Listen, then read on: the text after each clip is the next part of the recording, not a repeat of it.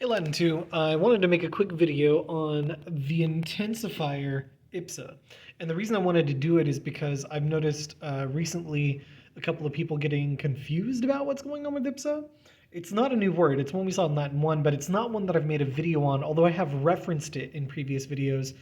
It's not one I've made a video on, and it is something that does start getting used more frequently in level 2, in the level 2 book, like kind of right around the same time that we're learning our forms of qui and quis and quidam, and also idem. Ipsa is another thing the book kind of like lays into, and in fact, I think there's even a section in the book, but we're not quite up to it yet. But I think there's like actually a page in there that explains what's going on with it.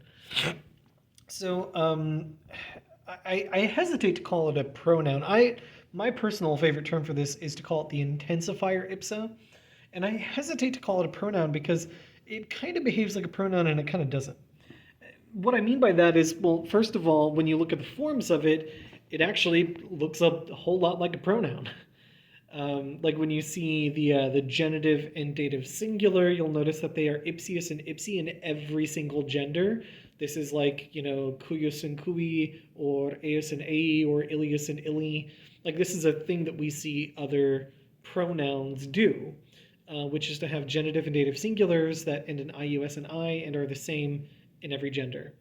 And also, every other case basically looks the same as a first or second declension noun or adjective, which again is what we pretty much know all of our pronouns for doing. That said, it's very useful to learn along with your pronouns if you already know your pronouns really well. It's easy to add on to, like all the videos that I'm doing that have to do with forms. If you need to, pause this and, write them down real quick, or, just look them up later. But let me get into how it's used, and let me explain why I hesitate to simply call it a pronoun. You see, a lot of times when it shows up in a sentence, it's not going to show up by itself in place of a noun the way a pronoun would.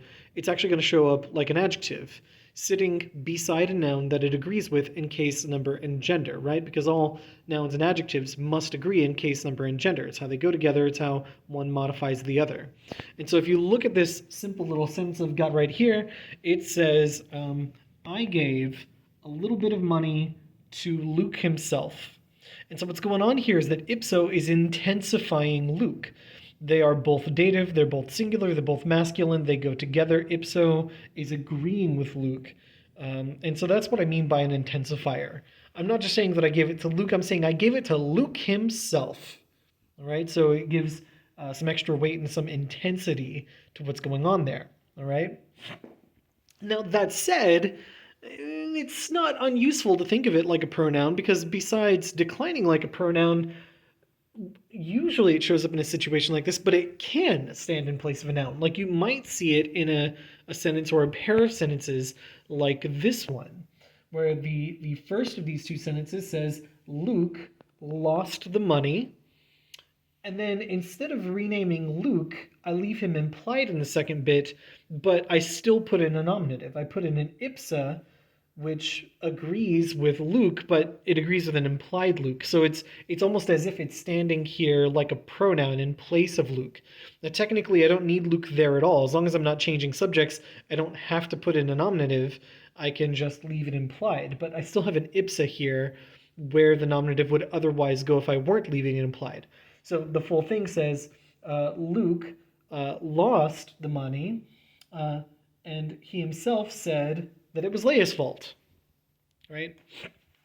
It wasn't Leia's fault. He just lost his money because he's careless and a silly boy.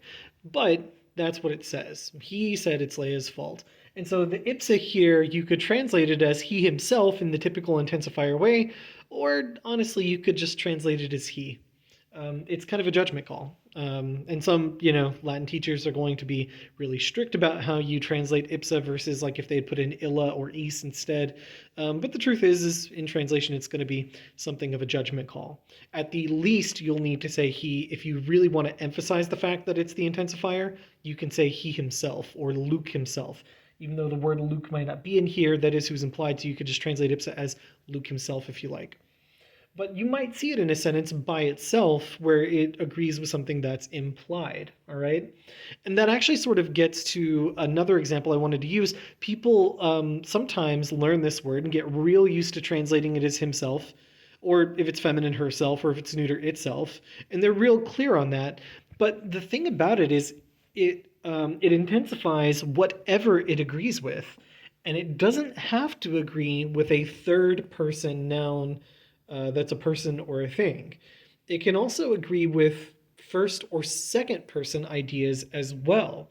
Like in this one, I also used ipse in the nominative, so it agrees with the subject, but you'll notice that my subject here is the implied I because my verb dabo is first person.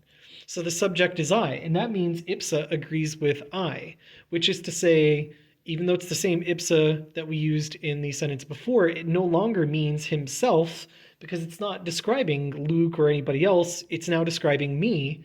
So I'm going to translate it as myself. I myself will give Luke no more money. All right. And so that's a little thing. That's not going to happen super often. Usually when you see ipse or ipsa, it is going to mean himself or herself.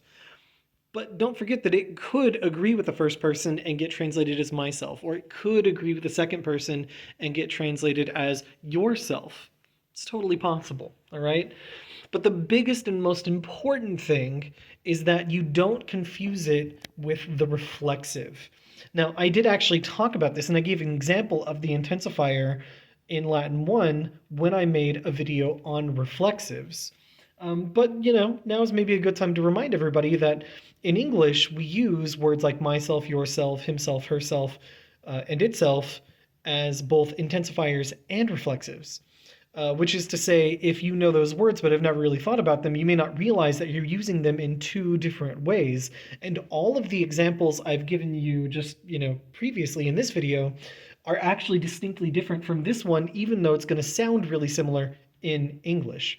What this sentence says is Leah will hang on to her own money for herself. The sibi here is not intensifying Leah. It instead is independent from her, but also reflecting back to her. Right? Leah was my subject. This is my indirect object. They're both Leah. But this is not intensifying Leah. It's actually doing something else. If it were an intensifier, it, like an adjective, would be in the same case number and gender as Leah. But this is in a different case because it's actually something else. It's my indirect object and not the subject. It just so happens that the indirect object is reflecting back to the subject. So the herself there is not an intensifier. It's a reflexive. So I just wanted to do a little quick reminder of that. So a brush up on ipse and a reminder of how it's different from the reflexive. I don't think that's going to cause you a lot of problems when you're actually trying to read, but it might when you're trying to compose and you want to use a word like himself or herself. Sometimes people get the wrong one. So watch out for those comments if you get one of those from me, and I will see you ever so soon. Bye, everybody!